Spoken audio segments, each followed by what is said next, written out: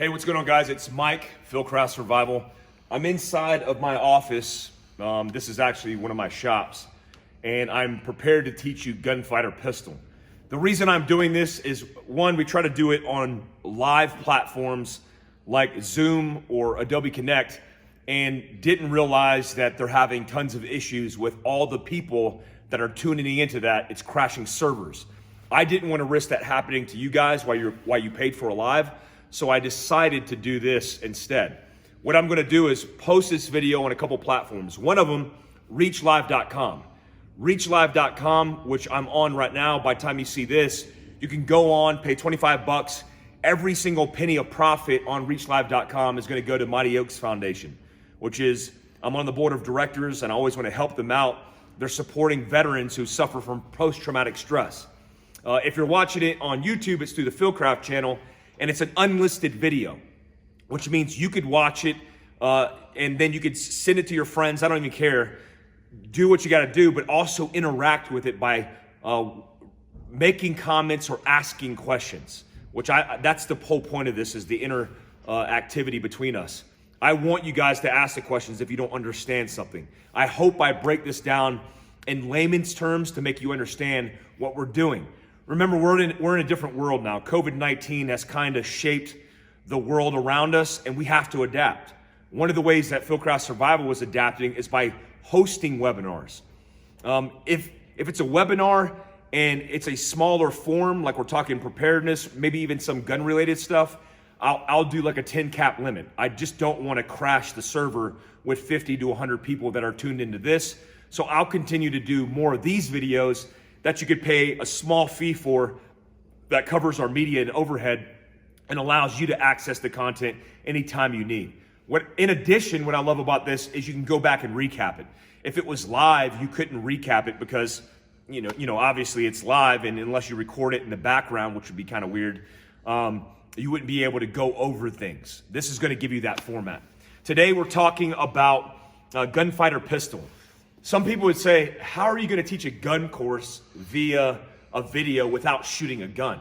It's really simple. I could break down the fundamental, which is a lot of the technical skill sets and movement, and then I could demonstrate to you what the practical application for you will be, meaning the drill that you're going to actually execute to make yourself better at the fundamental. I always start our course briefs with, I'm going to underwhelm you. Meaning, I'm going to give you information where you go, man, this isn't as complicated or maybe even as cool as I thought it would be.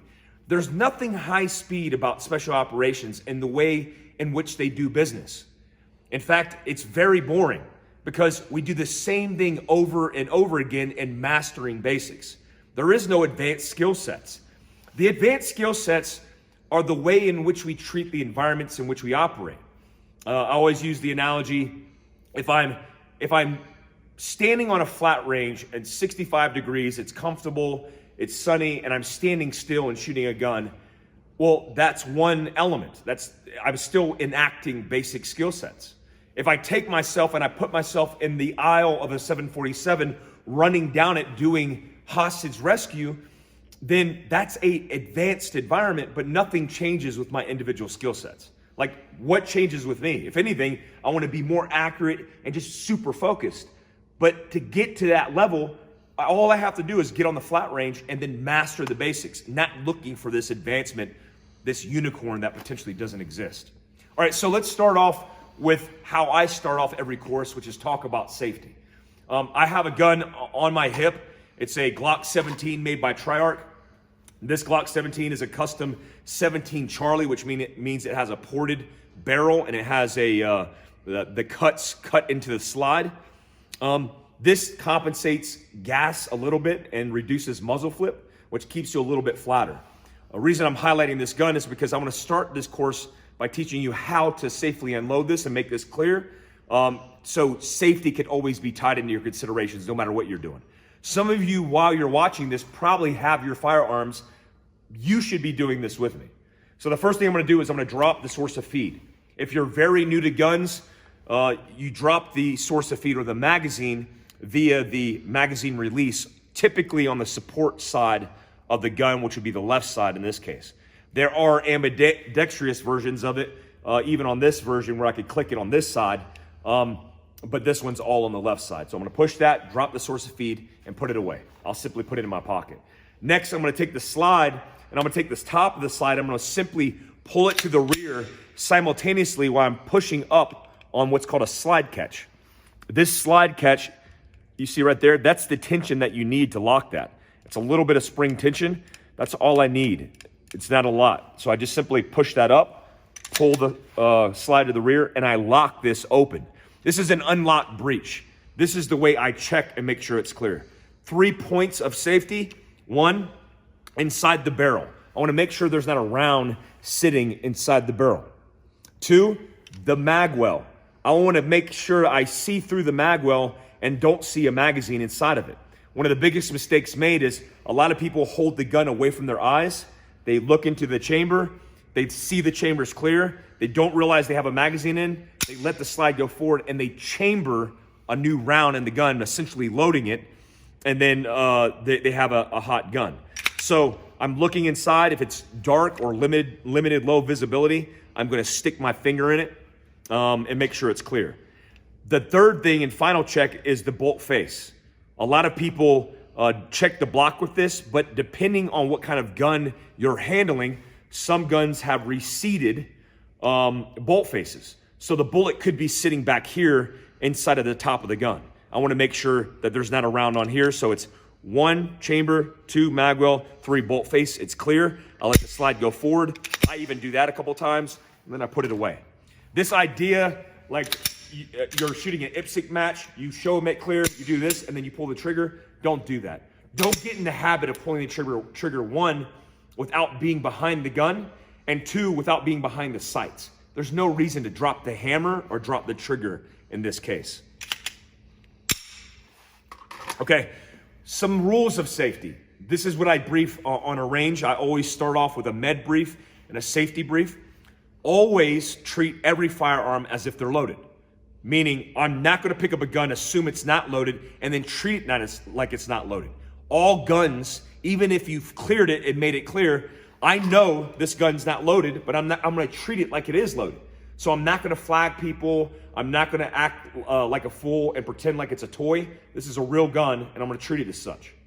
2, muzzle awareness is key. Like my media guy, Austin's holding the camera right here. If I'm coming like this, I'm even cognizant of him, and I'll pick the gun up and move it around him.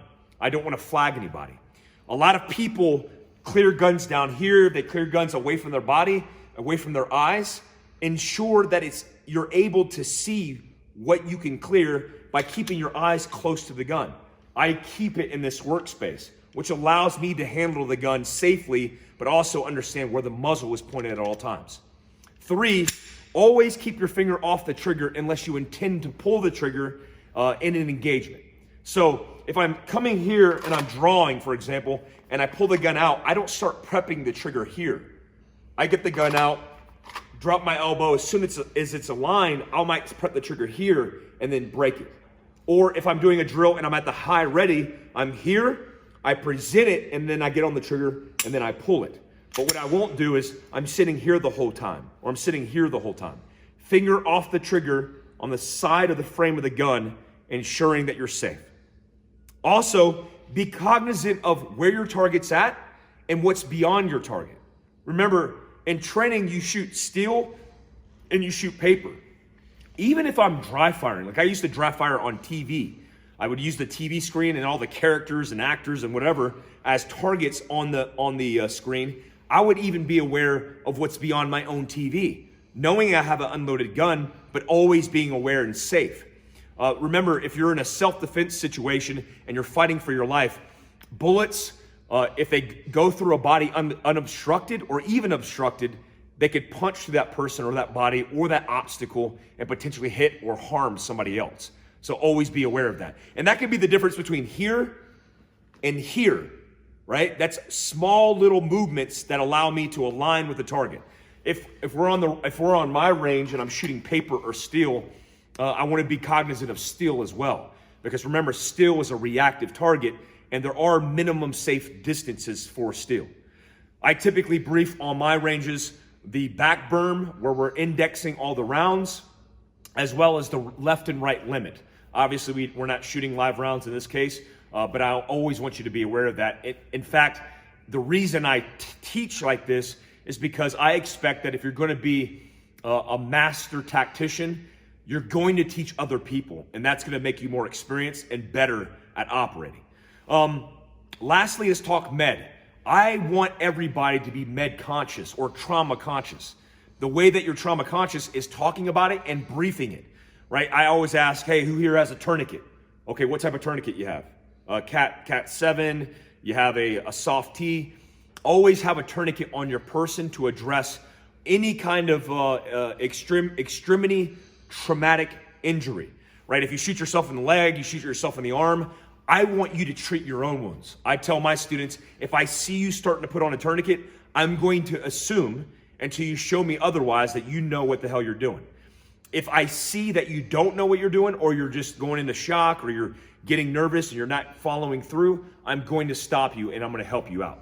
But I don't want to stop the progress of you stopping the bleed, because time is of the essence in stopping the bleed. I always like to carry an IFACT, an individual first aid kit. I have one on the back of my belt. It has compression bandage, gauze with hemostat, as well as I carry an MPA typically with mine because you could see facial trauma on the range. And I also carry a tourniquet at all times, a Cat 7 tourniquet that's inside my pouch. Some people carry them outside. I don't like to carry them outside unless I have a tourniquet holder. In about 60 days, once this COVID stuff gets over, we have our outside the waistband tourniquet holder that's available for MOLLE for your belts, or just a belt that clips onto your belt. We'll be releasing soon. That will be the right option for you, because you want to have ready access. I also always ask, hey, is anybody here a combat lifesaver, EMT, or paramedic professional, nurses, doctors, etc.? Because I want the class to be aware of who potentially is going to come to them to treat trauma. Remember, if you're dealing with firearms, the likelihood of you having an accident increases over you not having a firearm. Doesn't mean that something's going to happen potentially, but you always got to prepare for the worst case scenario. All right, that's my in brief. All right, guys, gunfighter pistol. Gunfighter pistol. Look, when I teach gunfighter pistol, it sounds really high speed because it markets well. If I called it defense pistol or just pistol fundamentals, I probably would never sell a slot. I call it gunfighter pistol because I want you guys to understand that you will be put in a position, if you're using your firearm in self-defense, of being a gunfighter, of fighting offensively and maybe even defensively in tactics. So that right there instills mindset. You are not going to be if I call it the passive sheep pistol course, it probably wouldn't market well, right? You'd be like, oh, this is bullcrap. Well, you're going to be a gunfighter. What I want you to understand about gunfighting is this is all primitive, primal, simple ideas. Meaning, I don't want to overtask your cognition. I don't want to have you think through processes and analyze things in the duration of a gunfight when you're fighting for your life. You don't have time to do that, number one. But two, I want to capitalize on your natural abilities to react and respond accordingly. So a great example is, I do stuff with Tony Blauer all the time. Look, I'm not calling myself Tony Blauer, but me and Tony have a good relationship. I teach the gunfighting version of what Tony teaches combative-wise, because I want everything to be scenario-based, and I want you to think through problem sets. One of the impactful things that Tony has taught since I knew about him in special operations and combatives is everybody has a flinch mechanism, right? The flinch response is a natural primal or primitive response to a dangerous situation. Somebody, mountain lion comes out of the wood line, is going to hit you. Well, you know this is going to happen, so immediately, without even you thinking, you flinch or tense up. So for Tony Blauer's case, he does a spear technique where he uses a tactic instead of the flinch. Well, I want you to think that same way in fighting for your life with a pistol. So if somebody pulls a gun on me, I'm not going to go, oh crap. I'm going to go and fight with my gun, right? That's my flinch response, right? So what we're doing in self-defense as it relates to pistol is we're teaching you really in reverse. We're taking away a lot of habits, a lot of overthinking, and simplifying the process. That is a common theme that you will hear from me today, all about gunfighting. So let's get into the fundamentals. All right, let's talk about the first fundamental. The first fundamental is grip. It's so important that you understand how to hold a gun the right way. Look, when I started learning in special operations about grip, I was taught like everybody else. Push, pull. Pushing one hand, pulling the other hand. 60-40, the percentage of grip. Like, I don't even know what 60% of grip feels like. Is that like a handshake at 100% and you back off a little bit? All of these things are very vague and not very definitive. So it leaves it open to interpretation.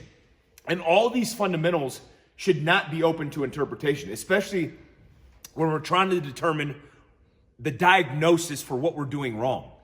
So the reason mechanical processes and diagnostic is so important is it identifies what I'm doing wrong in the process, and then I can go back and check it, identify the wrongs, put it back in the circle, and then rehash those wrongs, make them rights, and then reapply them. Well, when you're shooting 60-40, it's all open to interpretation. You go up to a target and you go, oh yeah, you're healing the gun. Your breathing's messed up. You're not holding the gun properly. You're not breathing right. You're pulling the trigger too fast. Like, the interpretation should not be identified on the paper. It should be identified at you via your own eyes and senses. So let me give you a great example. Unlike other fundamentals, 7 to 9, depending on what camp you belong to, you're not physically doing something the entire time. So if I say front sight focus or front sight alignment, which is an actual fundamental of marksmanship, I'm taking the gun, I have target focus, I transition my focus to the front sight, I break the shot. That's front sight focus. I'm literally doing something. Well, if I'm looking at the gun and I'm holding the gun and I apply 60-40, well, it's set. And I'm feeling what 60-40 feels like. I break the first shot, boom, it goes off. Then my grip falls apart. And then I have this idea like, oh, Mike, man, that grip technique you taught me, it feels really good. And then I'm like, dude, look at your hands. Oh, how'd that happen? Well, it happened because you felt like your grip was right because you're holding the gun. But if you applied something and then you broke the first shot and it fell apart, how do you know your grip's not messed up? So you have to have a mechanical or diagnostic means of applying grip. 60-40 is not going to work for us. Okay, and explaining grip, let me explain a couple things on how this works. When you shoot a gun, there's two major processes that take place in the cycle of operation. The first thing that takes place is muzzle flip. Muzzle flip is the front of the gun going up, right? That's muzzle rise or muzzle flip. The second thing that takes place is recoil. The gun moves to the rear, up and back, right? Muzzle flip is inherent to the cycle of operation of combustion that's taking place in the gun. The gun goes boom, the muzzle goes up. The muzzle settles, you are set to shoot that gun again. Remember, guns are not created equal in their cycle of operation. So when the muzzle flip goes up, if I break another shot while it's cycling up, then I'm just gonna stitch the targets and it's not gonna be very accurate. I want the gun to settle in place. I want muzzle flip to happen. Well, what I don't want to happen is recoil because I want to manage it. If I'm holding the gun and the gun goes up and then back, it's taking my rear sights off the gun. Now I'm not aligned. If the gun just muzzle flipped and went down, muzzle flipped and went down in the same spot, that's reliable, repeatable, accurate, and fast. But if the gun goes up and back and settles, it's going to settle in a different place every time. If you're actually tracking your front sights through your rear sight, you're also having to reset your field of view in order to be on target every single time, which is obviously going to cause complications in accuracy downrange. So we want muzzle flip, but we don't want recoil. So in part of applying a proper grip or a right grip, I need to be cognizant of that. So on a flat range, here's how I do it. I do two demonstrations. And Austin, you can get here and like you're downrange. You obviously typically wouldn't be downrange while I'm shooting this. But what I do is I come up to the target. I set the target like this, and then I bring the gun down here with a improper grip, meaning holding the grip from the bottom. And then I take the shots. Boom, boom, boom, boom, boom. Then I step sideways and I hold a proper grip or a right grip, holding or vicing the top of the frame. And then I go pop, pop, pop, pop, pop. And here's what I'll show you. If you hold an improper grip, what happens is not only does it translate to inaccuracy, but it also translates into more time, because the shots from shot to shot, the distance in between that actually creates more time because the gun's not settling in place. You're just breaking the shot arbitrarily. Instead of letting the gun pop and settle, pop and settle. For an improper grip, that leads to inconsistency and accuracy, but also slower times. With a proper grip, it leads to accuracy, but also, because these are close in proximity, a faster time. So they're definitely correlated and synonymous, and they work together. Speed and accuracy are the principles that you need to survive a gunfight. I've heard people argue this. I don't think it's arguable. If a bad guy wakes up and that day he just happens to be faster and more accurate, he'll win, despite his background in shooting. Some bad guys point guns, turn them sideways, break shots without using any fundamentals, and they hit good guys sometimes. That person that day was just faster and more accurate. So we need this. The reason I take the gun and break it down like this is because I'm not using my front sights. I'm not using trigger control. I'm not manipulating the trigger. I'm just smashing it. And I'm not using any other fundamentals like alignment or stance. I'm literally holding it offline and breaking the shots. Showing you that if you just hold the gun right and align it on target, it's going to translate to this versus that. So why is it one of the most important fundamentals? Because if you have nothing together, you don't have any of your shit together, but you could hold the gun properly while you're shooting it, even if you're losing your mind. Your shot cadence is out of whack. You're not exactly on your front sights or necessarily aligned, and you're breaking the shots, holding the gun properly, you will survive the gunfight, right? Because through the duration of a gunfight, it's not a national match competition. It's not boom, settle, boom, settle. You don't have the luxury of time. It's pop, pop, pop, pop, pop, pop, pop, pop. And how you control that is going to be controlled in your hands. So let's break it down. All right, so the slide reciprocates over the frame. That's what happens. So the idea here is I need to be able to control the frame and allow the slide to do its work. So that's what I'm going to teach you. Number one, the V notch in my hand. There's a V notch that's set in the gun. I want to put that V notch in my hand and the V notch in the gun. That's super important. The reason that's important is because if I had a gap like this, when the gun muzzle flipped and recoiled, it would settle in a different position each and every time. I want consistency. The second thing is the middle finger. I want to make sure my middle finger is under the trigger guard on this gun. Most trigger guard for most gun companies are putting this groove into it. That's because I could have 2 points of contact with my hand, middle finger, and the V-notch in my grip, and have consistency. Again, on this side, if this was gapped and this gun muzzle flipped and recoiled, even if I had this set up, it would settle in a different position each and every time, which is going to set you up for failure.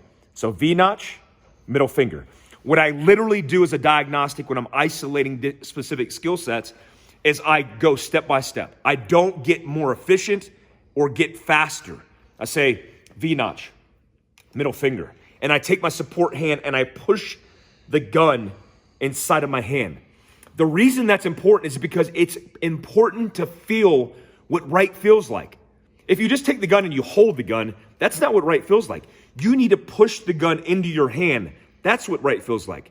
An important note is when I'm drawing this pistol, I'm setting the grip. I'm building a good base by driving my hand here and starting off with the V-notch and the middle finger before I draw the gun to high ready. I'm starting the grip here. So I'm here, right? My V notch and my middle finger are exactly where they need to be. That's where the grip starts. As a diagnostic, I'm on a flat range, I'm setting it, right? V notch, middle finger. The next thing I'm gonna do is do this, which is called the hammer grip. Now I want you to pay attention to my arm as it moves up and down. I'm not breaking my wrist. The barrel is in line with my arm, and I'm moving it up and down. I can almost roll this slide if I do it hard enough, right? So just like that. The reason that's so important is when I first started teaching grip, I told everybody to do that on the flat range. I said, hey, everybody get your gun and go up and down. Half my students did this, right? And then I went, whoa, that's weird. Why are they doing that? And then I said, hey, man, or hey, woman, let me see your hand. Give me a handshake. And I would shake their hand. What do you think that handshake felt like? Well, their wrist would break when I shook their hand. It was like a very fatigued, weak grip. So you have to understand there is no definitive way that we grow up instilling muscle, or in this case, tendon memory in our wrist.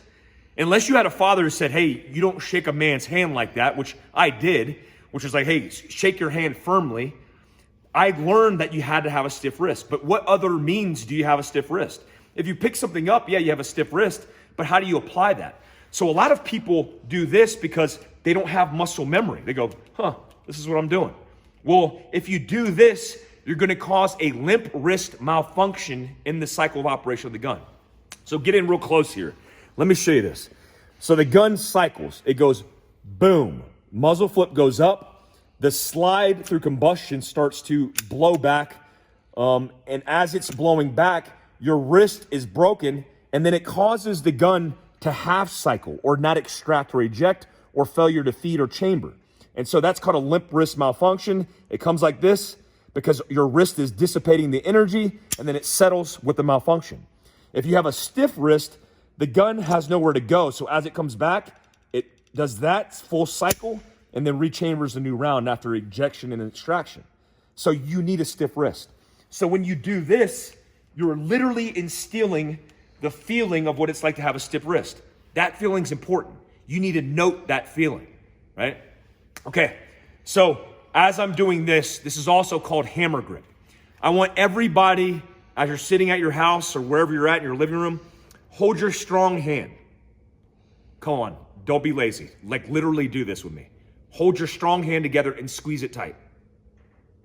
All right, squeeze it as tight as you can. As you're squeezing it tight, pull out your trigger finger and manipulate it while you're squeezing tight. Yeah, that feels really stiff and rigid. Shake it out. Literally shake it out. Relax the tendons, the muscles. Now hold your hand together. Now manipulate your trigger finger. Okay, that for you was for free. Keep the change. That to me is one of the most significant understandings of what overgripping a gun would do to your trigger manipulation. If I just told you the principles of winning a gunfight are speed and accuracy, what do you think you're doing when you overgrip a gun? You're minimizing your ability to pull the trigger fast. The reason I call it hammer grip, because everybody's taken a hammer and hit a nail on the head. When you hit a nail on the head, what you do is you see the nail and then you take the hammer and then you go to hit it. Well, if you smash the shit out of your finger, why did you smash it? Probably because you overgrip the hammer, right? So to bracket that, you'd have to go like this, go like this, go like this, and smash. But if you loosen your grip on a hammer, it allows your eye-hand coordination to micro-manipulate it in slow motion, bam, so you hit it on the nail on the head. That's one, humanity-wise, it's amazing that we've evolved to that level of taking a small nail, a big hammer, and smashing it every single time. That also allows me to micro-manipulate the hammer in my fingers, basing my primal functions and instinct with basic eye-hand coordination. We grow up as infants starting to use our hands, so use that. But don't overgrip it because you'll lose that. That should be a t-shirt or something. All right, so if I have the gun here and you don't overgrip it, when I do something like a slide lock reload where I have the gun loaded up, I run out of ammo, it leaves a empty magazine in the gun, and now I need to change it. So if I want to change it, I drop the magazine, but I'm manipulating my hand to turn the gun out, inserting a magazine, and then manipulating my hands to turn it in. And that happens very fast. If you overgrip the gun, you'll bring the gun back here, it'll be too solid, and then you won't be able to manipulate the gun like you need to. So allow your hands to manipulate, not over manipulate the gun because you're over gripping it. I hope that makes sense. If it doesn't, just rewind it and watch it like 50 times and it will make sense to you. Grip, super important. Let's recap right hand. V notch, middle finger, setting the grip. Hammer grip. Now I'm gonna turn the gun sideways. All right, let's talk about support hand. I want everybody to take your support hand thumb. If you're right-handed, obviously that's your left hand. Take your support hand thumb and I want you to point it at me flat.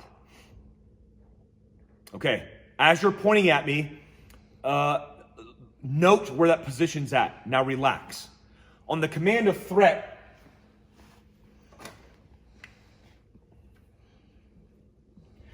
the first command of threat, you're gonna point your thumb at this target.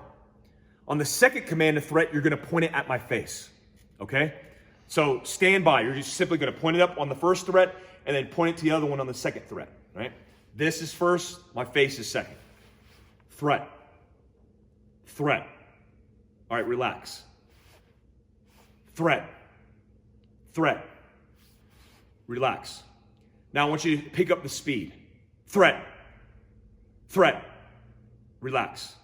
Okay, so the first thing you should have noticed is that as you drove your physical body to the target, you have to realize the barrel of the gun is setting next to your thumb.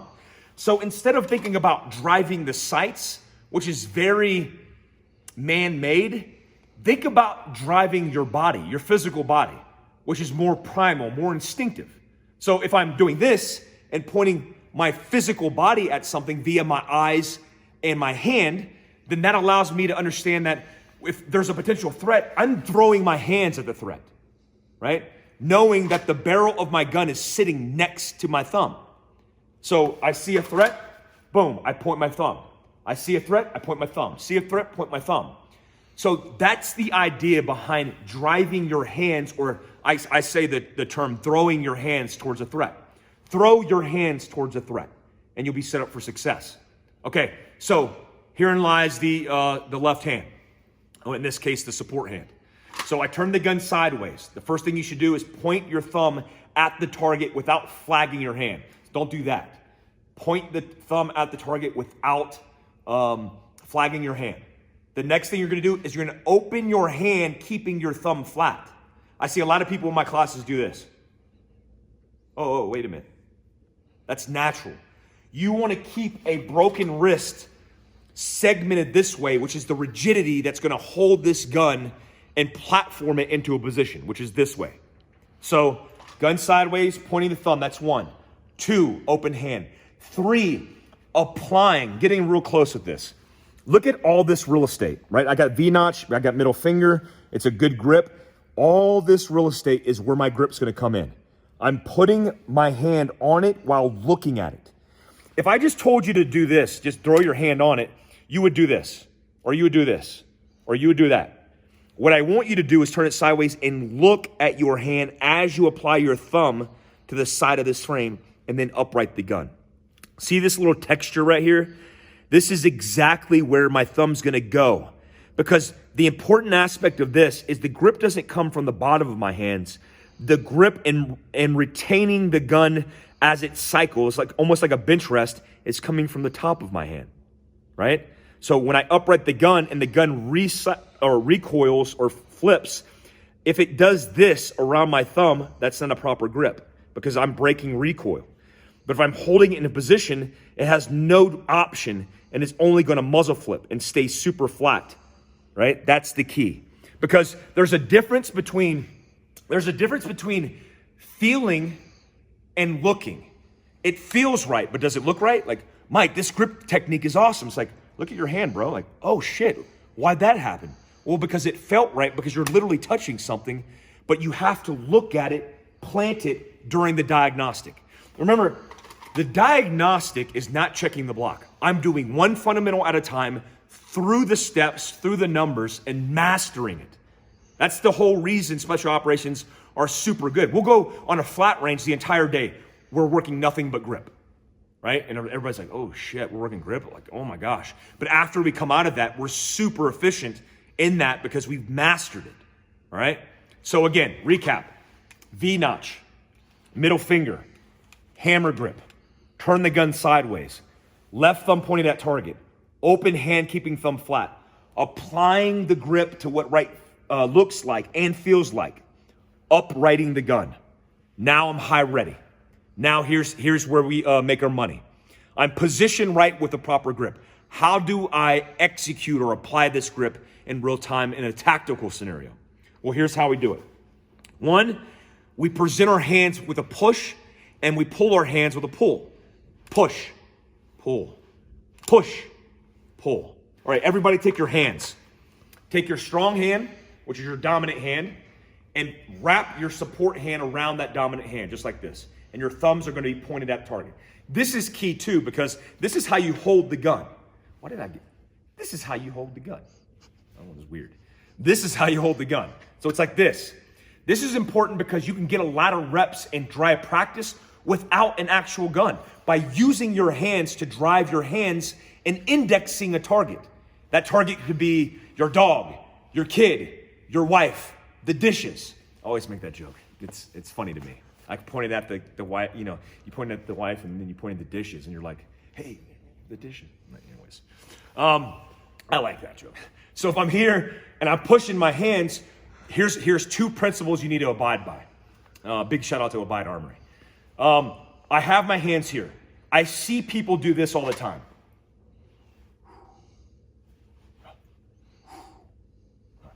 I learned by the numbers. My number tactics when I learned in special operations how to shoot a pistol was 1, 2, 3, 4. We called this railing a gun. The reason we call it railing a gun is because you railed the gun and you did so slowly and deliberately so you could find your front sight. Except if I'm going from my carbine to my pistol, I'm not railing anything. I'm hauling ass to get to that gun. Nothing matters. Like these techniques where you're like, no. It's boom, boom, shit, drop, go to my pistol, right? I'm fighting for my pistol and probably doing lateral movement off the X while I'm doing that. So when you push your hands, you're not pushing it slowly, you're throwing. Imagine Bruce Lee, right? Bruce Lee, if you box, you understand this concept. If I contract my body and I'm like very muscular because I'm contracted, and then I throw a jab, right? It's going to be very slow because everything's contracted. But if I use my central nervous system to flex my body or contract my body, I throw my hand, and then at the last millisecond, I make a fist. So I'm throwing my hand or throwing my hand and making a fist, but I'm not contracted. It's the same thing with throwing your hands in a gunfight. At no point am I going to instill a habit to do this. I'm always going to go, even if you're like, hey guys, you're going to do slow aim fire. I'm still going to go.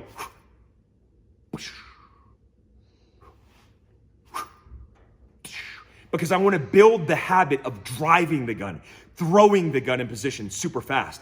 Because I'm not doing this to be cool. I'm not a police officer. I'm doing this because if I draw my gun, I'm drawing it to save my life. If I'm here and I'm throwing the gun, I'm here, right?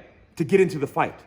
The next thing in throwing your hands is when you throw your hands, I want you to think about your elbow position. If your elbows are low, if I'm shooting a national match pistol competition, I want my elbow to be low because I want to break the shot and go, and I want to follow through, breathe, reset, and then reset the condition, right? That's a process. But in a gunfight, I'm pop, fighting for my life, maybe with movement. So I want to be able to platform the gun in a bench rested position and lift my left elbow. If you do this, you're only enabling recoil. You're allowing a path of least resistance to flow through your arms, and you're going, boom, fighting this, right? But if I lift my support elbow slightly, I'm setting a platform to break the shots this way. Ergonomically, If you look at the position of my arms, this is ergonomic, meaning natural. I natural position my hands like this. You don't walk around like this. You don't do things and go, let me pick this thing off the shelf. Like, you go, oh, I'm gonna pick this off the shelf. So when I'm holding the gun, if I naturally pivot what I'm doing here, if I naturally lift my support elbow, I'm platforming my thumb, creating more pressure along the side of the frame. If you do that with this side of the gun, you're going to be moving the gun upright. So you don't need to do that. So this one doesn't need to be as high. Your dominant arm doesn't need to be as high, but your support arm needs to be high to control or platform the side of the vice grip, right? That's a set platform. Now I'm resetting. I broke my grip on the back end, and I'm doing push-pulls. Push, pull, push, pull, push, pull, push, pull. See how my grip is not really applied here? It's broken on the rear end. It's broken, right? And then I apply it when I go forward. Push, pull, push, pull, push, pull. I don't even need my fingers on the bottom of the gun, but I'm gonna hold that because I take advantage of that grip, but I'm not over gripping it. All my grip comes from the pressure created in my hands on the side of the frame. All right, let's master recap. V-notch, middle finger, setting the grip, hammer grip, turning the gun sideways, pointing my thumb at the target, open hand keeping my thumb flat, applying my grip, looking at what right looks like, uprighting the gun, push, pull, push, pull, push, pull, push, pull. How do I practically apply this? 5-shot strings, 1, 2, 3, 4, 5, on the target with a set grip.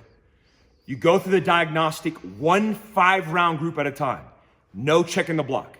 I'm not gonna go, oh, I don't need to do the V-notch and middle finger because I'm already holding the gun. Remember, we're mastering fundamentals here. V-notch, middle finger, hammer grip, turning the gun sideways. And I encourage you to talk it out loud. Say it out loud. Flat thumb, pointing at target, open my hand, applying what right looks like, uprighting the gun, push, pull, push, pull. Elbow high, applying the grip on the end of the gun. Push, pull, push, pull. All right, shooter ready, stand by, push. 1, 2, 3, 4, 5, relax. Shooter ready, stand by. Oh, grip diagnostic. V-notch, middle finger, hammer grip. Turning the gun sideways, pointing the thumb at the target, opening your hand, looking at what right feels like, and looks like. Uprighting the gun, push, pull, push, pull. Shooter ready, stand by, push. 1, 2, 3, 4, 5. What I'm looking for is the proximity of the rounds to be close to each other. That is a good indication at about 3 yards, right? 10 feet. That's a good indication that I'm holding the grip properly through the duration of the shot string. Remember, you could set your grip. If you don't apply your grip through the duration, it all falls apart. So now I'm looking at proximity, right? And I do that through a whole, you can do 100 rounds of just this drill at 5 rounds each, doing a diagnostic per set, and get more out of your shooting day than anything that you could do during the day. I promise you, this is how you master grip. Then I reset. The next drill is I'm applying the grip through the diagnostic and I'm presenting the gun on target. As I present the gun on target, I'm going to offset my field of view and look at the side of my hand while I shoot. Same thing, 1, 2, 3, 4, 5. As I shoot, the gun is going to move. The gun should not move around my thumb. If you see it bouncing off my thumb like this, then I don't have a proper set grip. So now I'm applying it properly, and what you would see is this happening. Pop, pop, pop. That's reliable, that's repeatable, and that's the right grip to hold for the gun. I hope that helped you guys. This is a fire hose effect. I'm just hitting you in the mouth with a fire hose, or whatever you like me to hit you in the mouth with. Wow. But anyways, we just went over gunfighter pistol grip. That's the first thing. You have to be able to hold the gun right. This stems from my time in GRS. I didn't know a lot. I thought I knew a lot about holding a gun, shooting guns, etc. I went to an instructor development course Big shout out to Arius Watches. In fact, he was one of my primary instructors, Matt, great dude. I was there with the best operators in the world. We were talking about ways to be better instructors. The course was 2 weeks and was completely about making you a better shooting instructor, also getting us federally certified to teach federal law enforcement, which is an important part of our job because we teach federal law enforcement officers, including those that work with the CIA. So I wanted to ensure that I understood grip. I thought I knew everything about it. What we did is we all came together and started sourcing ideas, and we came up with this idea based on the top shooters in the world's understanding of grip, not creating a vague and indefinite understanding of grip, making it definitive and mechanical, and then doing things like shooting this drill and assessing whether or not you're holding it right. If these 5 rounds are 1, 2, 3, 4, 5, then I'm not holding the grip proper. That's a good diagnostic, especially when I have isolated grip. But you can't get in the habit of going, I'm just gonna shoot the target, not isolating anything, and then going, healing the gun, breathing, flinching, trigger control, stance. That's not how it works. Master the basics by focusing on one skill set at a time. All right, we're about to move on to the next one. Thank you so much. That's grip. Hey, what's going on, guys? So trigger control. I don't even like to call it control. Let's just call it trigger. The reason I don't like to call it control is synonymous with manipulation. When you manipulate a trigger, what you're doing is deliberately, mechanically writing the reset. Let me explain. So let's say I have a gun. I'm gonna do the big analogy or example here. Imagine this is a trigger guard of a gun, and this is the trigger. If I pull the trigger, I'm the finger, if I pull the trigger and I go boom, the gun's gonna mechanically reset through the cycle of operation. To reset the trigger, there's resetting the sear, which is gonna reset the function of the gun. I have to let the trigger go, and you're gonna hear a metallic click. That metallic click, if I hear that click and I just let the slack out, and I have all this friction in front of the trigger, then I'm smashing the trigger. I'm not manipulating it. But if I take the trigger and I pull the slack out, which is considered the stage 1 of the trigger, and I get to a wall, and I know it's gonna break, and I go boom, and it mechanically resets, it goes click, and then I don't let the slack out, and I go boom, I'm writing the reset, right? And let me demonstrate on my gun.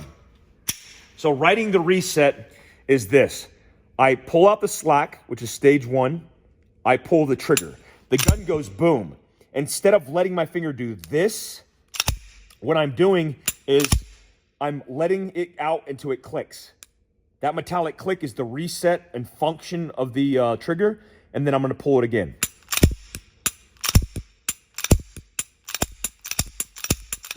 That's writing the reset.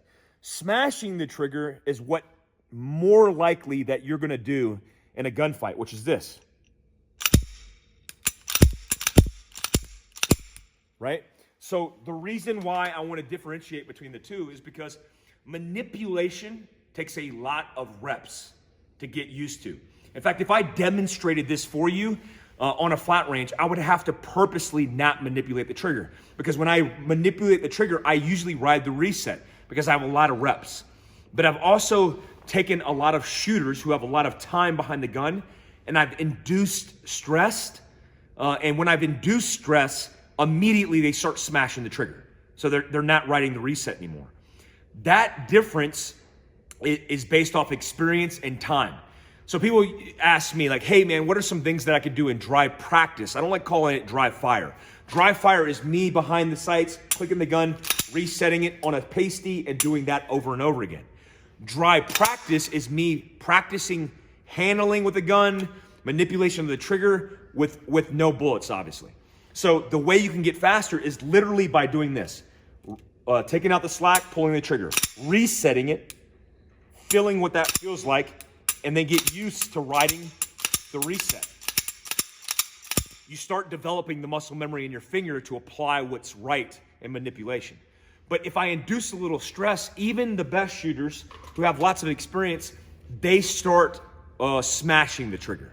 And the point that I'm bringing up is under stress, you're gonna do things differently than you do with no stress.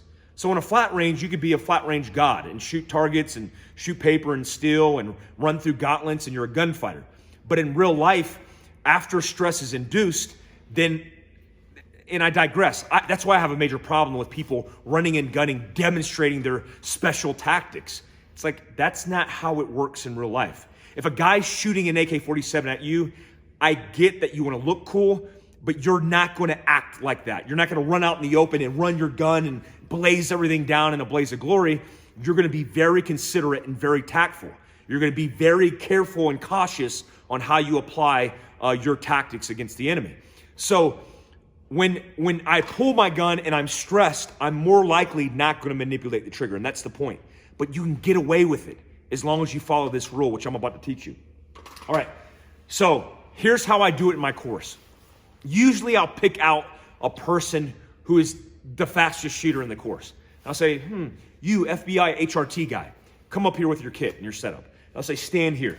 All right, and I'll have them set up and I'll say, listen, this is a couple yards or a couple meters, 6 foot off the target, close proximity within 10 to 12 feet, which is the FBI statistic for most shootings taking place in self-defense when a cop shoots a bad guy. I said, okay, in this proximity, what I'm gonna have you do is I'm gonna have you shoot this target as fast as you possibly can, 5 rounds, faster than you've ever shot. I want the wheels to come off. And I have a pro timer. What I'm doing is I'm inducing stress. I want them to be stressed. I want their butthole to start puckering. I want them to get nervous because I want to elevate their heart rate, right? So then, because I'm replicating stress here, physical and psychological stress. All right, hey everybody, this person is going to shoot faster than they ever shot, no pressure, inducing stress. This is like a David Blaine trick, right? I'm using sleight of hand here. All right, okay, I want you to get the gun out and you're going to be at high ready. On the command of the beep or the pro timer, you're going to shoot 5 rounds faster than you've ever shot. Are you ready for that? Okay, shooter ready, stand by. Now you understand, I want you to shoot faster than you ever shot in your life. No pressure, everybody's watching. You got that? Okay, good. Stand by. Beep, boom, boom, boom, boom, boom. Oh, okay, relax, shake it off a little bit. We're gonna do this again. I know you can shoot faster than that. Shooter ready, stand by. Boom, boom, boom, boom, boom. Whoa, okay. All right, hey guys, here's what I want you to do. I want you to shoot 5 rounds, but I want you to shoot them in my cadence. I'm gonna go 1, 2, 3, 4, 5. Actually, 1, 2, 3, 4, 5. And I want you to say that back to me. No, literally say it back to me. 1, 2, 3, 4, 5. Okay, do it again. 1, 2, 3, 4, 5. All right, do it again. 1, 2, 3, 4, 5. Okay, shoot that exact same cadence. All right, shooter ready, stand by. Beep, bum, bum, bum, bum, bum. I'm like, okay, let's look at the target. So their shot string here on the second go shot 3 rounds, and then they shot 2 rounds. It went boom, boom, boom, boom, boom. The gap in the proximity between this group and this group equals time. That's just normal for this kind of interaction. And then I have them count the cadence, and they shoot this 1, 2, 3, 4, 5. And then you look at the times, the overall times. This is 1.26. This is 1.4. This is the scale in which they shot in cadence. These are the split times: 0.17, 0.18, 0.19, 0.17. This, right, this is my math Asian skills here. This equals consistency, reliability, and it translates to speed and accuracy, right? Why is that happening? Well, here, let me explain to this. This is the psychology behind it. If I tell you to do anything that requires you to physically manipulate your body in race, which means stress, you are going to disconnect consciously from your physical body because you're tapping into a primal instinct of fight or flight. Here's what I mean. If I told you to run 100 meters and the first person to wins $100,000, how would you run it? Well, if you have no experience in running, like you weren't a collegiate athlete, you never ran track and field, and you just ran, how would you do it? Well, let's say you're 50% Kool-Aid. You're just a big dude and you're not really physical. Well, you would put out 50% physical effort and you would use grit for the other 50%. Meaning you would go, and it probably wouldn't be good enough. Because even though you use the grit to make up for your inefficiencies, the things you suck at, it's not enough to win. Because the guy next to you is a collegiate athlete, right? He's tuned in. He's conscious to what's going on. He starts breathing because he's pumping white blood cells, oxygen to his body. He's optimizing his lungs, getting them ready to carry that capacity. He contracts his muscle and he gets in a stage where he's ready to explode off his leg. He starts to sprint and he's head down because he knows he's building momentum. And as he builds momentum, he starts lifting his head because he's using his arms to propel his momentum. And he's breathing and he's in a track of efficiency doing this. And then he wins. And he doesn't have to scream because he's optimized. He just goes, okay, I got it, I won. So what happens is when I tell you, hey, I want you to shoot faster than you ever shot in your life, here's what happens. You go, I fucking got this shit, man. Send it. Let's go. Let's do this. I'm the baddest motherfucker here. Let's do this. And then you suck. Because you are consciously unplugging the connection between your brain and your body. Because you think you're going primal and you're going to win. So what that causes is you run on autopilot, meaning no consciousness involved, no cognition involved in the process. So what I told you before and grip applies here. Every single gun has an individual par time. The way they operate and cycle is timed.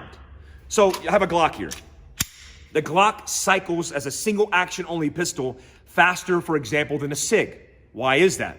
Well, a SIG doesn't have a polymer frame. It has a steel frame, the older ones.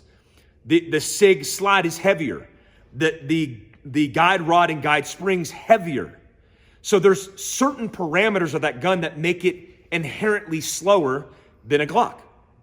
So for example, as I demonstrated here in split times, I'm measuring how fast this gun can operate, where it breaks a shot, it lands on target accurately, meaning I'm giving the gun the ability to cycle in its operation, meaning I'm letting it go boom, settle, boom.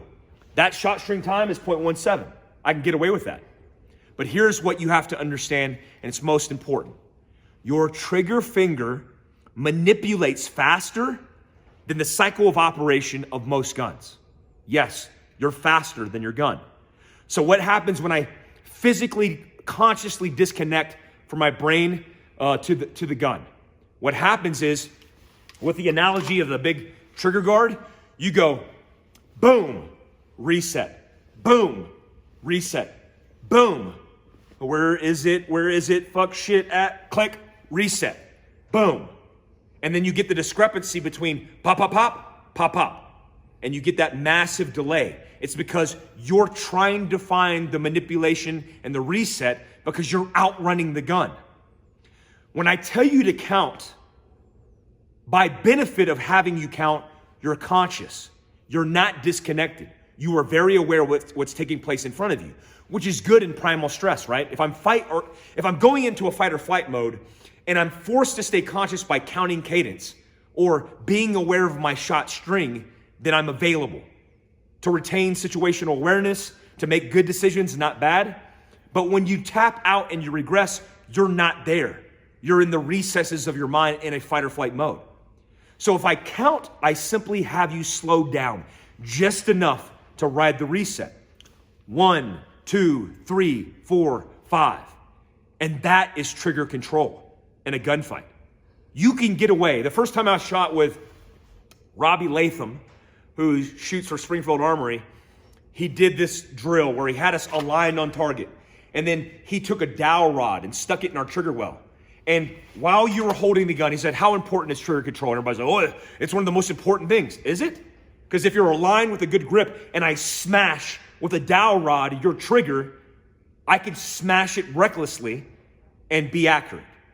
And he even demonstrates where he's slapping the inside of the trigger guard with his finger, demonstrating to you that you don't have to micro manipulate the trigger in order to be accurate and fast on target. In fact, it's quite the opposite. So herein lies the point. If you want to be accurate and fast on target and you're holding the grip right, if you simply count cadence, you'll be more effective because you're not unconscious under a fight or flight mode. Am I saying that you're going to pull your gun and go 1, 2, 3, 4, 5, 1, 2, 3, 4, 5? No. But at some point, you're going to evolve through the process and you're going to get there. That's the important highlight. I might lead 1, 2, 3, 6, 4, 5, 7, 7. And then I might be like, what was I supposed to do? Boom, boom, boom, boom, boom, boom, boom, boom, boom, boom, boom, boom, boom, slow it down, boom, boom, boom, boom, boom, boom. And then I'm leveling out. I'm unconscious, but I'm connecting back in. Let me explain something to you where this comes from. When I was in the military, we had something called a double tap. What a double tap is you have one sight picture, meaning I'm behind my gun and I see the target, I break a shot. As I break the shot and it's cycling and it's muzzle flip and recoil, I break another shot. So I'm outrunning the gun on purpose, right? That time, we'll call this 0.53, right? That's a double tap. So I have one shot where I intended it to be, let's say the guy's chest, and one shot off target, but maybe on target at close proximity. And that might be high up in the neck. Well, the reason we used to do that is because if you double tap, you can shoot faster than a control pair. So I'm shooting as fast as I can, but you're outrunning the cycle of operation of the gun, which inherently is a bad protocol. The reason why this is a bad protocol is because I'm not an operator running around with my mates killing bad guys, where I could put 2 rounds in a guy because I know my buddy left and right's put 2 rounds in him. Well, when you're by yourself, you're not just going to shoot 2 rounds and call it a day. In fact, if you programmed your brain just to shoot 2 rounds per target, you might go pop, pop, and lull, not having any effect on the target and going, oh shit, pop, pop, oh shit, pop, pop. So we want to shoot multiple rounds until the target is ineffective or destroyed. So this is a double tap. This is a control pair. The time difference, 0.71. And, you know, I'm paraphrasing here, but that's technically around the time split difference. So a couple tenths of a second. What's the control pair? I have one sight picture. I break the shot. I'm allowing the gun to settle, and I'm breaking another shot. That correlates to about 2/10 of the time that takes me to do a split time. This is allowing me to get 2 sight pictures. But if I don't have a sight picture, it's allowing me to allow the gun to cycle in its operation, to do its job. Pop, pop. That could be 5 rounds. Pop, pop, pop, pop, pop. But if I go pop, pop, pop, pop, pop, pop, the gun is just going to continue to move up. And it's not a good habit to instill. The reason this is important is because I want to have accountability of my shots, but I also don't want to outrun the capability of the cycle of operation of the gun. How do we practically apply this? It's very simple. You instill your own count on your range. So you start out and you say, grip diagnostic.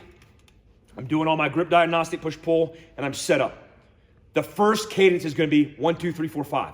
You say it out loud or you say it in your head, and then you shoot it. Pop, pop, pop, pop, pop.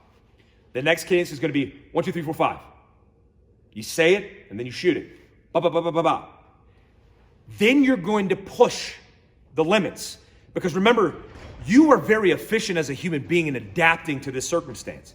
So now instead of counting, you're going to understand what 5 rounds sounds like. It's going to be pop, pop, pop, pop, pop. That's 5 rounds. I know it is. Pop, pop, pop, pop, pop, pop, pop. That's 6 rounds. I know what it sounds like, not because I'm going 1, 2, 3, 4, 5. No, because I know what that package of sound sounds like in my brain. So now I'm going to try to shoot as fast as I can without outrunning the gun. Pop, pop, pop, pop, pop. Oh, shit. Okay. Pop, pop, pop, pop, pop. Oh, shit. Now I know I'm over manipulating the trigger and outrunning the gun. I need to slow it down. 1, 2, 3, 4, 5. Pa, pa, pa, pa, pa, pa. There. Now I know that's my limitation in my split time. And then you can analyze the split times and go, all right, I shot 0.17s and 0.18s. I want to see if I can get down to 0.15s and 0.16s. But you have to retain accuracy. In the practical application of this, if you shoot 1, 2, 3, 4, 5 equals time, then I need to slow it down. The amazing thing about this whole process, which ties to alignment, but is so important to articulate in trigger control, is the reason that this is so successful is because you're allowing the gun to do its job. A lot of people, when they shoot and they track a front sight, think they could micromanage the process in a shot string. They think through a 5-step process, they can go, oh, wait a minute, the sights are slightly off on shots 3 and 4. And then they manipulate the gun. And you know what that translates to on target? It translates to inaccuracy. Set the gun in position where you want it to be and let the gun ride and do its job. When you do that, which I always point out during the course, we always make people go to the heads during this drill. 1, 2, 3, 4, 5. 1, 2, 3, 4, 5. Ba, ba, ba, ba, ba. 1, 2, 3, 4, 5. 1, 2, 3, 4, 5. 1, 2, 3, 4, 5. 1, 2, 3, 4, 5. They look at the target, all the holes are in the face like this. You know why? Because they get their first sight picture, put the gun where it needed to be with a good grip, and let the gun do its job. You cannot micromanage this process through this shot string. You're not fast enough, I promise you. But if you point it in the right position, align in the right position on the target, and let the gun do its job in cadence, you will do this in speed and accuracy, I promise you. So again, we do this diagnostic, 1, 2, 3, 4, 5, 1, 2, 3, 4, 5, and we let it ride home. Well, they aim small, miss small target. Yeah, you might have a front sight picture. You might get behind the front sights, but when you send it, let the gun mechanically do its job, and I promise you'll be faster and more accurate. Thanks, guys. We're going to talk about stance now. That's the third fundamental. Stance is a interesting fundamental here. Most of you probably were taught via different means how to get in a stance on a flat range. Maybe you were taught by an institution, maybe some tacticians, maybe you taught yourself. A lot of people think that a gunfight is going to be like a physical confrontation with somebody. So maybe you've heard this before. Hey guys, I want you to get into a fighting stance. Get a real aggressive fighting stance. Lean forward like you're prepared to take a shot in so you could sprawl. Lean forward, get really aggressive. That's something that's synonymous with a stance.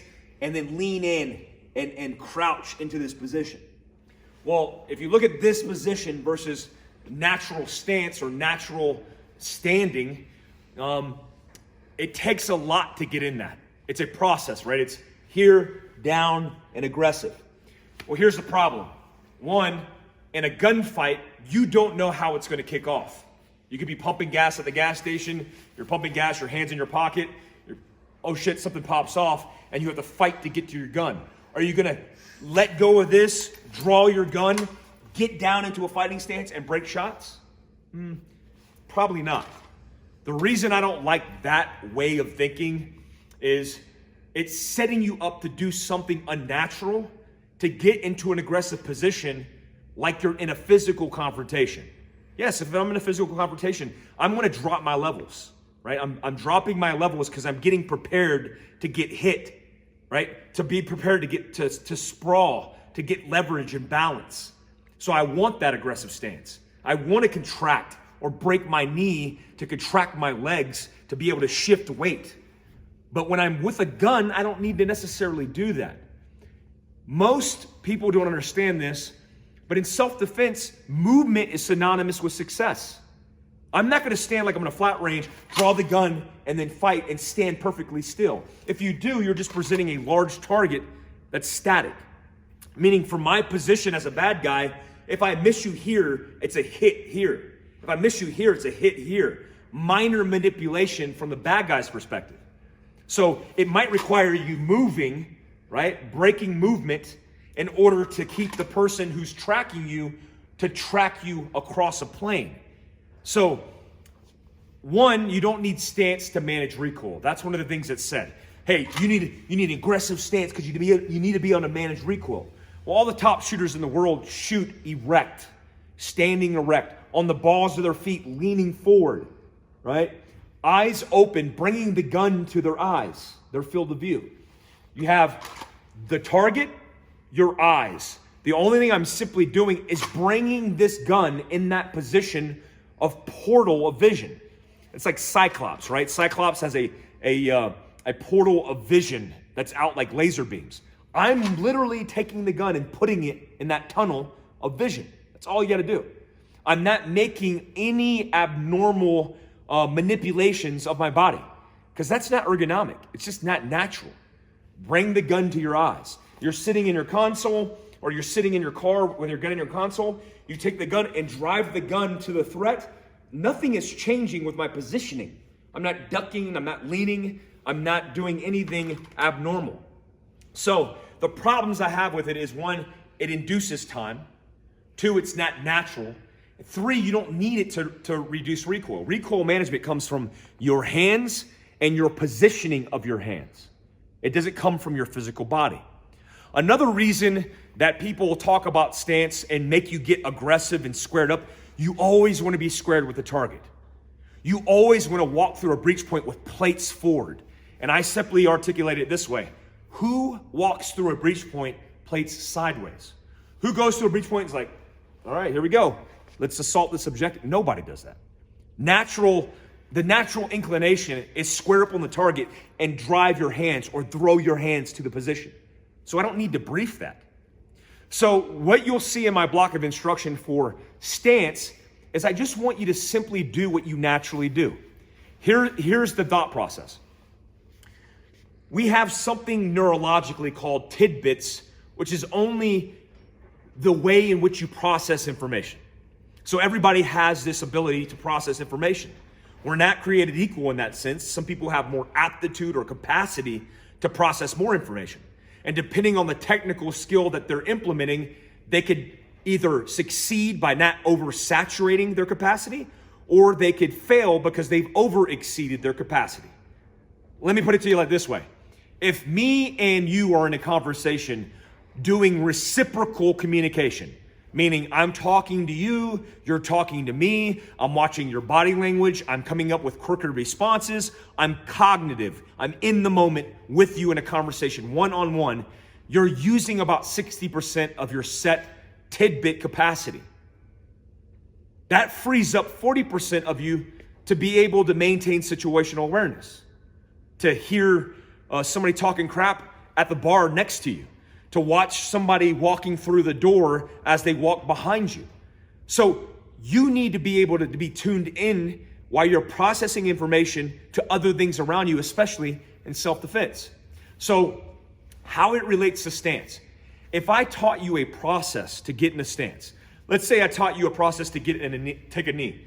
Step 1, extend the gun. Step 3 or step 2, drop your left knee. Step 3, lean forward with your right knee. Step 4, pivot your left ankle and plant it flat.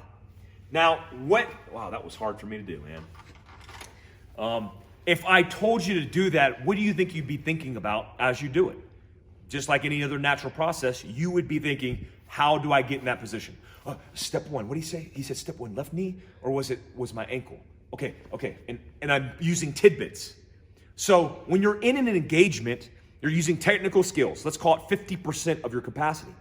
When you take stress and you suppress it down on the skill set, what is that going to do to your capacity? It's going to shorten your window. That means you're going to be hitting the red line. And when you hit the red line, you see specific behavior traits, like making bad decisions. Like, why is that dude shooting out of rhythm or out of cadence? Why is that dude freaking out? Why is that dude in the fetal position sucking on his thumb? Different people do different things based on their capacity. What I want to do in stance is retain your ability to focus your tidbits on processing information at the gun and situational awareness around you to make good decisions under stress. So here's the block of instruction on stance. I want you to get to a position that I call and identify for you. If I say feet together, you put your feet together. If I say feet apart, you put your feet apart. If I say left leg up, you shoot left leg up. Shoot right leg up, right leg up. Squatting, Haji squat, Kimchi squat, choose your own adventure. Kneeling, prone, the list goes on. Fetal left, fetal right. Fetal left, for example, is this, where my knees are tucked up to my chest because I'm using relative cover. And I say relative because it doesn't have to be definitive cover, like a wheel hub is not cover. It's relative because there's a tire, there's a potential of shrapnel, but I'm doing the best I can here. So if I tuck my knees to my chest, I'm allowing this to act as basically a ballistic protection and taking rounds in the legs instead of my chest or my abdomen. And I'm shooting the gun in a fetal left position, and simply to get to fetal right, I flop into fetal right. The crazy thing about positioning is so easy because we do it every single day. Look, the analogy that I use is getting on your knees. Many of you have been on your knees. You know what I'm saying? You've been on your knees. Sometimes two, sometimes one, sometimes whatever you're doing, you've been on your knees for extended periods of time. You know what I'm saying? So if you're on your knees and you've been there many times before, why would I have to give you a block of instruction how to get there? Simply state the stance and get to the stance. If you're inefficient or you suck at the positioning, do it over and over again. A basic principle of ergonomics and physics is to develop efficiency in movement. I have to do it again and again and again to identify what I'm doing wrong and what I'm doing right. You'll get more efficient naturally. What I will show you lastly in stance is the position you should get into when standing on a range. There is an advantage about, and I learned this in GRS, there is an advantage of standing with your back foot or dominant foot rearward, right? And your left knee or support knee forward with the gun. So I'm like this. The reason this is advantageous is because, one, I'm contracted. So if I run to a position and I shoot this position, because I just landed in it, it allows me to contract my leg and move across a plane, left to right, right to left. It also allows me with a carbine, the only difference between this and a carbine is the carbine's here, now the pistol's here. Nothing really changes. But my positioning will allow me to manipulate my physical body faster in movement, as opposed to being erect, knees locked, and then having to contract to explode to a position. Also, I want you to understand, if I'm here and I'm here, I've reduced my target signature by 50%. If I go prone, I just cut it into a quarter. So I'm reducing my overall signature, which is the advantage of a stance. I don't have to be behind a piece of cover to get into a position. If I'm in an open field, fighting a dude who's going after me, I want to stabilize my position, but I also want to reduce my signature. That might require movement, but that might require me, I'm here, and then I just get here to reduce my signature and to get a more stable footing to break that shot. One disadvantage of taking a knee is you're taking yourself timing-wise out of the fight for a period of time. Because here, to get up, requires me to lift and plant my foot. I always tell people, if you're in a dynamic gunfight, which means you're moving a lot and trying to save your life, never go to a knee. Because a knee is just as advantageous as doing a squat. But the advantage of here is I can explode because I'm on my feet, as opposed to giving up my footing. Always maintain and hold footing until you can't anymore. I hope that helps. And guys, that stance, super easy, super simple. All right, guys, the next fundamental is alignment. This is actually the last fundamental, and it's one of the most important. Through this conversation, I'm going to explain to you in detail the shot process. There's a lot of misunderstandings about shot process and how eyes, hands, and guns work in gunfights. I didn't start realizing this until I was in combat and started killing people in close, confined spaces in real time and in real life. I always thought, because of training, institutions, and habits, that every time I engaged a bad guy, I was going to have the opportunity to find my front sight or my red dot optic on an aim point or whatever I was rocking. So the example is, I come into a room and I step into the threshold and I step into the corner of that room and I see a bad guy. Well, the process in which we identify if that's friend or foe, or I'm looking at the hands. If I see a weapon in their hands, then they're foe. Then I raise my gun because it's depressed, not behind my eye, it's depressed. I raise the gun, or I align the red dot on the optic, and then I break the shots. That's a normal shot process in training. But is that the normal shot process in real life? Because let me give you the example. Let's say I step into a doorway with a pistol, and there's a guy holding a gun pointed at my face. What are your actions? What are your actions? Well, let me demonstrate something real quick.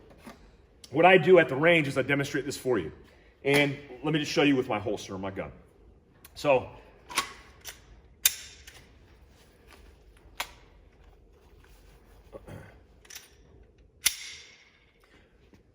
shooter ready, stand by. Beep, boom. Shooter ready, stand by. Beep, boom. Shooter ready, stand by. Beep, boom. 0.20 seconds. The audible response time is about 0.17 on average, and the visual response time is about 0.23. So let's call it 0.2 of a second, right? 0.2 of a second or a quarter of a second, I could break a shot off of an audible or by visually identifying something and making the conscious decision to break the shot. That's a quarter of a second. Meaning, if there's a bad guy pointing a gun at your face, you have 0.2 of a second to live. So, let's say you're clearing down the hallway and you turn and you identify a threat and your gun's pointed in this direction. What do you think you are? You're dead. You're just simply observing and going, oh shit, and it's too late to react. The biggest mistake with alignment, period, is people clear with their eyes and not the gun. That's a super bad habit. We're sight hunters by nature, but why would you set yourself up to identify a threat with your eyes and not be able to respond with a gun? You're creating too much lull time. So the great analogy is our aviators and helicopters. You have an Apache gunship, and the Apache gunship has a gun underneath. It's a chain gun.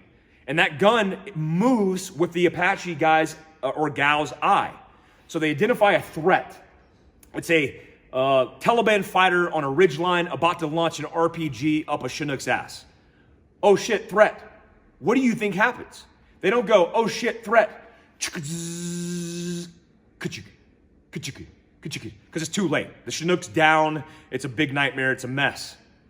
What they do, they turn their eyes, they identify the threat, and they go, oh shit, RPG gunner on a ridgeline. Wah! And that person's dead. They evaporate them off the ridgeline. That is because that whole placement of the weapon system in line with their monocle of their eye, like the Monopoly man, is because of the lull it takes between identifying a threat and managing a threat. So we don't want that. And part of self-defense is the alignment of the gun during the process of trying to identify threats. So it doesn't have to be immediate. It could be imminent. I'm walking down the hallway of my house as I'm staring. That's why if you haven't referenced this, go to YouTube and watch the pistol video that we did, because I tell you in depth why you would retract your gun, one, and why you would search with your eyes in line with a gun. Because if you identify a threat that's in this hallway here, and I'm walking this way, I want to be able to see it and then, oh shit, manage it by breaking the shot, right? And that process is the beginning of the shot process, right? The first shot could be here. Do you think you're going to see a threat and go, front sight focus, pop? No. That's not how it works. My fastest draws on a shot out to 10 yards on a type an A zone IPSC type target from here to breaking the shot is about 0.6 of a second or 0.60, right? I could break that shot all day long in the A zone. If I push it to about half a second, which this has a locking mechanism, so I have to unlock it, and then I'm just basically breaking the shot right there. That's about half a second, but my hit ratio starts going down. So if you think about your reaction to a threat, you don't have enough time to find your front sights. Here's the best way to manage this. I want everybody to take your strong hand and put it up like a front sight. put my face behind your finger as a front sight post, right? So you should have my face in focus. Now I want you to get your finger in focus. Now get my face in focus. Finger, face, finger. Okay, now keep it held up. Don't be a lazy butthole. Hold it up. What I want you to do is get my face in focus. When I tell you threat, you're going to transition your field of view or your focus to your finger from my face, and then you're going to simply raise your hand when you get it. So you should have face focus. On the command of threat, you're going to transition that focus to your front finger. When your finger is completely in focus, then I want you to raise your hand. Stand by. Threat. Right? That's about how long it takes. The fastest case study I found on how fast the eye moves in variability and focus from target or further distance to near distance is 0.3 of a second. So I could shoot you in the face in 0.2. You can't transition your field of view for 0.3. You can't draw your gun until 0.6. You can't identify a target and draw your pistol for over a second. So you don't have the time. So what does that mean? Well, it means that you're going to have to get comfortable with aligning the gun and point shooting. Point shooting, reflexive shooting, instinctive shooting. There's a whole bunch of names for it. We used to do this institutionally. Somehow, some way we've gotten away from it because it's a liability, some people think. Well, I'd rather train in reality and then work through liability. So am I telling you to point shoot targets all day long and that's how you just from the hip you're running and gunning? No, that's not what I'm saying. But what I'm saying is your eyes can't catch up with your hands. So when you fight to save your life, the best thing you could do is break the shot aligned. And then you evolve through the gunfight and then your eyes will catch up. This is called the evolution of a gunfight. Because your first shot out of the box might be here, and then I'm boom. My gun's not even aligned with my optic, or in this case, my eyes. Right? So I already broke the first shot. Gun cycles, second shot, boom, still center mass. I'm aligned with my hands. Third shot, boom, still center mass. My eyes now adapt because they've caught up, typically 3 shots in, and I see the front sight. Am I just going to continue to send them all over his body? No. I'm going to aim small, miss small, find that front sight, bring it to somewhere like the contrast of his nostril, the gap between his top lip and his bottom lip, the V-notch or the exposure of his skin versus the contrast of his sweater. I'm going to aim small, miss small. His eyeball, right? And then I'll put those last 2 shots in rhythm. 1, 2, 3, 4, 5, or in cadence. A lot of us fall in love with shooting on targets and shooting in close proximity with this accurate depiction of what we think right looks like. If I took this nice, neat group and put it on a chest, but offset it off of the pump house, would that be effective? No, it wouldn't be effective. But if you were on a flat range shooting with your buddies and you're like, oh, he just threw one, and you're shooting the rounds through the hole that you're making with your rounds, you feel accomplished. Like, damn, look what I'm doing. But is that correlated to self-defense accomplishment? It's not. Because you could hit people in the wrong positions and the wrong places on their body and not do any damage. What I want to do is I want to do central nervous damage and destruction. I want to turn their lights out. What does that really look like? Having somebody who's done that in real life, it literally looks like somebody just turned their switch off and their whole body collapses. They have no function of anything. That is what's called a kill shot. What typically happens is they get hit like they're wild game. They get hit, they flinch, and they move. That's how people and animals respond to getting hit or punctured and not understanding what's taking place. They flinch, they fight, and they typically flee. So if I'm shooting, I deliberately in a cadence want to stitch them from sternum to head, meaning the base of their sternum, which just happens to be the extension of my hands as I'm moving up to my eyes, right off the bat. So it's that first shot out of the box, center sternum. Then I want to deliberately take my shots and walk them up through the target one by one. That happens to be 5 shots.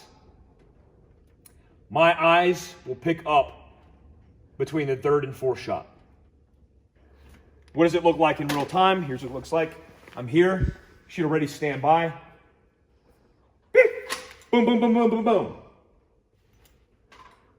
Boom, boom, boom, boom, boom. That was 6 shots, sorry. Shooter ready, stand by. Beep. Boom, boom, boom, boom, boom. Shooter ready, stand by. Boom, boom, boom, boom, boom. Right? I'm stitching the target from sternum to the top of the head, increasing the probability of doing damage. Because remember, a cavitational wound is a 9mm diameter bullet followed by the vascular wounding.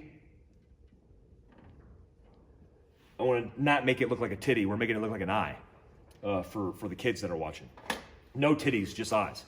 So this is vascular channelization of a puncture or gunshot wound, which is the bullet enters and causes displacement of tissue through damage it causes when it's ripping through tissue because of the energy that's coming off in foot-pounds as it hits the target, the intended target.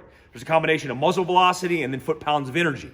So, and the composition of the round, obviously. So this is translating by creating the probability that I'm doing damage throughout the target, as opposed to putting 5 nice little neat rounds nowhere near the pump house that have no natural effect. Now, you're not going to be able to hold the gun still. Never say never, but more than likely never going to hold the gun still and shoot it in a nice tight group through a duration, because a person's not going to stand still, and more than likely you're not as well. So how do we build this alignment? We do so through the natural point of aim, the NPA. Your natural point of aim is the position in which you index your hands in collaboration with the target. So this is why I told you hands are so important. Because if I throw hands, I'm practicing the indexing of my hands on target. If you haven't done so, listen to the Fieldcraft Survival podcast I did with Dan Horner. Dan Horner is one of the most accomplished shooters in the world. I've competed with him. I've trained with him even when I was in the military. Last year, in all the competitions, which is dozens of competitions that he won every single one of them, I asked him, out of all the targets you shot and all the competitions you shot last year, how many times did you use your front sight? And he said, once. Let that sink in. He used his front sights once on all the targets that he shot with his pistol. I said, what was the target? And I think he said 27 yards. It was a 6-inch pie plate, and he had to transition his field of view to get aim small, miss small, front sight focus, blurry target, and break the shot. So every other shot that he shot in competition where he won, the most accomplished shooter in the world, he did so without using his front sights. What he did do is align his hands and the gun on target, getting the right POV perspective of what right looks like and breaking the shot. One of the most impactful tools that he gave me from that podcast was how he trains for that. He sets out a target, an IPSC target at 20 yards. He gets 1,000 rounds. He shoots 5 rounds at a time, and he breaks the gun from his holster, 1, 2, 3, 4, 5. And he tries to shoot like a 1 point something each time, but he has no front sights. In fact, his mentor told them that he would become a grandmaster with no sights. He removed his front and rear sights and became a grandmaster with no sights. Let that sink in. So if the most professional and competent shooters in the world in USPSA are winning competitions by not using their front sights, how do you think that's going to translate to you? Well, it just translates to reality. You don't have the time to transition your field of view. In and out, in and out, in and out. You don't have the luxury of time. I've interviewed over 100 police officers in police-involved shootings. I've interviewed dozens of my own teammates. I have my own experiences with killing dozens of people and transitioning my field of view, which never happened because I didn't have the time. So we have to develop our own NPA. How does it work? Here's how it works. I'm gonna stand 3 meters away from a target. 3 meters, let's just call it 10 feet. As I'm standing squared up on the target, I'm gonna draw my pistol or start at the high ready. From the high ready or draw, I'm gonna extend my hands and break the shot on extension. Beep, boom. I'm not gonna race back, boom. Let it settle, reset, break it back. Beep, boom. Let it settle, reset, bring it back. Now let's say my first shot's off to the left. Well, what am I gonna do? I'm not going to move my hands and just go, oh. I'm going to move my body because you're developing the alignment process by developing the muscle memory of what your body feels like squared up on a target in position every single time. Second shot's to the right. What do? I center up. Third shot's here. 4 shots here. 5th shot's here. 6, 7, 8, 9, 10. I'm getting used 1 round at a time to becoming more efficient, more accurate, and faster as I break the shot on target each and every time.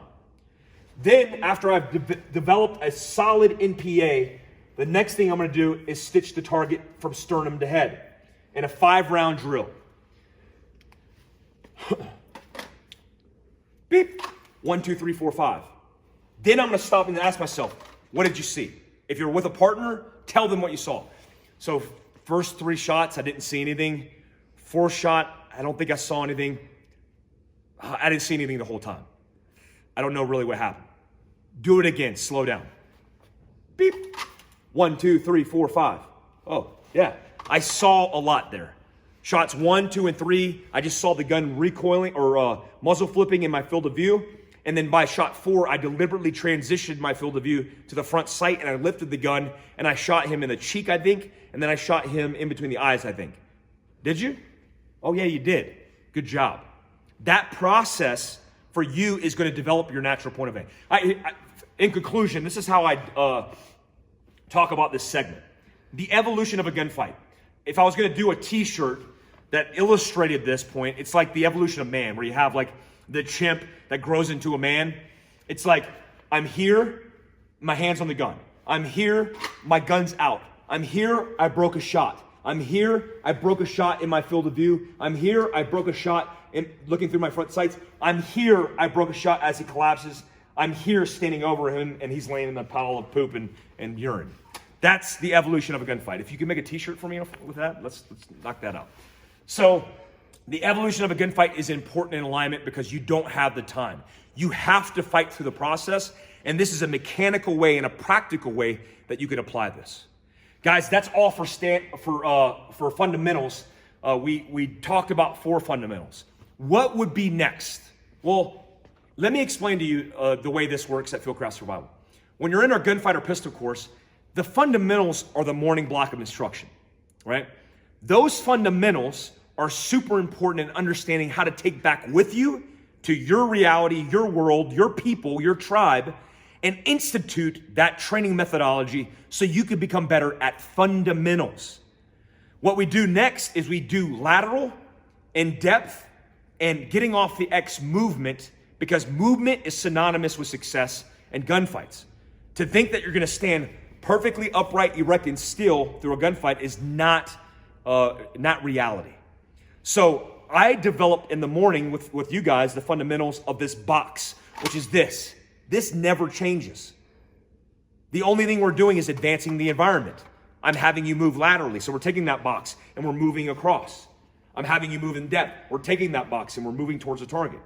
I'm having you fight off the X. You're looking, observing cover. You're fighting off the X and you're moving back and changing your environment. Then we do what's called a culmination exercise, a stress shoot.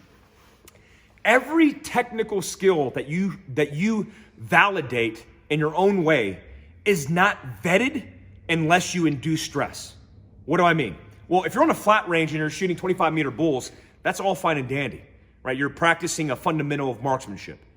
But if you're diagnosing a fundamental like grip or stance or alignment, then when you exercise that, it has to induce stress to vet it. Because being comfortable at a heart rate which I'm living at is not correlated to what you would be in a real gunfight. where you have an accelerated heart rate because of cortisol and adrenaline, where you're fighting for your life, so you're honed into your auditory exclusion in your eyes, and you're trying to breathe and consciously get through these processes. So when I induce physical and psychological stress, then we vet your ability to conduct technical skills. So we do a stress shoot. You do it and you replicate the things that you did technically in the morning, and you mess up a whole bunch of things. Well, I come back and I say, hey, what did you mess up? Because remember, a culmination or stress shoot is not designed to pat yourself on the back and like, Mike, you are the best in the world. No one gives a shit. What I care about and what you should care about is what you suck at. Because only in identifying what you suck at can you take that back into the training loop, isolate those specific tasks, and then make them better. So that's the point. What are the ways in which you could stress yourself out? One, psychological stress. If I tell you it's a competition between you and your mates and the winner's gonna get a prize and the loser's gonna get nothing, immediately I'm driving home psychological stress, performance-related stress. If I say to you that you're gonna do 100 burpees before you start the event, I'm inducing physical stress. So now you have an elevated heart rate, which is optimizing the window that you would be in under stress, and psychological stress, which is making you think impending fear or doom. Right? The fear response is real because we're intelligent human beings that can comprehend and contemplate impending doom or fear.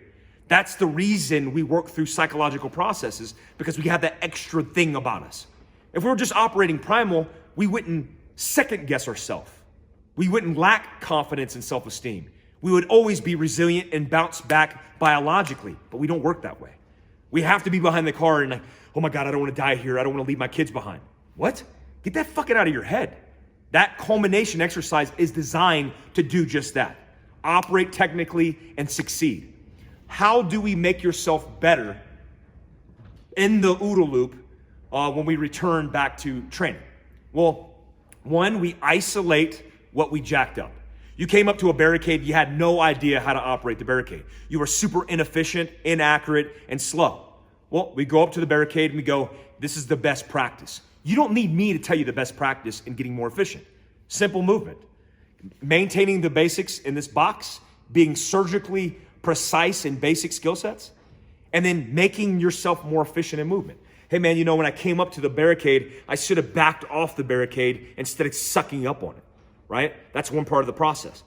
Then I look at what right looks like. I rehearse it again and again and again, figuring out what's wrong, what's right, keeping what's right. And then I repeat it. I repeat the right. It's called isolate, rehearse, repeat. I just made that up just now, just now. Isolate, I made it up 3 years ago. Isolate, rehearse, repeat. Then I take what I just did in isolating, rehearsing, repeating, and then I implement stress all over again. That is what's gonna make you an effective gunfighter and give you the highest probability of success in defending your life. Guys, gunfighter pistol. This is only the beginning. If you want to train with us, philcraftsurvival.com, sign up for a gunfighter pistol or carbine course in your area. I'll be doing more of these videos in this same format in the near future. Carbine, med, preparedness, sustainment, mobility, the list goes on. I appreciate you and everything you guys do for us at philcraftsurvival.com. I always throw the .com on there, sorry. Philcraft Survival. If it wasn't for your hard-earned money and your attention to caring about preparedness, we couldn't do what we do. I appreciate you. Until next time, stay alert, stay alive.